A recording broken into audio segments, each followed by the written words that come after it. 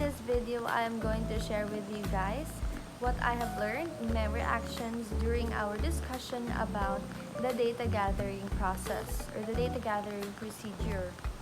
So for this video, I am going to share about the importance of data gathering procedure, the importance of following the process in data gathering, how the value of valid and reliable instruments affect the research study, and how to interpret scoring guidelines in research.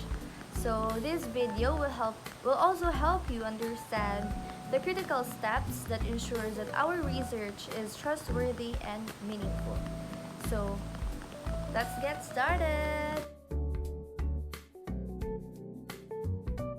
Procedures in data gathering is a crucial thing.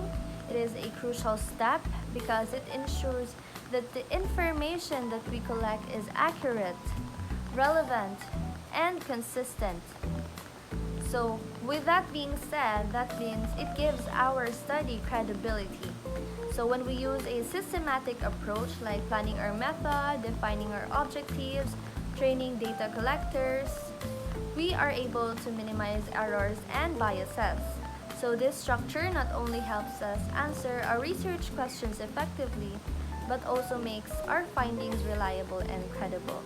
So if we skip this step or any step during the data gathering procedure, it would be inconsistent if our data might be flawed, which can lead to incorrect conclusions and even affect the decisions or the policies based on our research. So having a valid and reliable research instruments means that our tools like the surveys, the interview questions, or certain questionnaires that we use would measure exactly what we intend to measure. So validity ensures that our questions are relevant and truly reflect the concepts that we are studying, while reliability means that if someone uses our instrument under the same conditions, they would still be able to get similar results. So without these qualities of having a valid and reliable research instrument, our data that we have gathered could be misleading and would make our research less trustworthy, and conclusions would be questionable if we are not using the valid and reliable research instruments. Formulating and interpreting scoring guidelines. So when we create scoring guidelines, it is important to clearly define how responses will be evaluated, like whether through norm-referred or criterion-referred methods. So there are certain guidelines or methods that we are going to use. So proper interpretation of these scores is essential because it helps us understand what the responses mean in the context of our research. So if we misinterpret the data, we might draw wrong conclusions about the response of our respondents.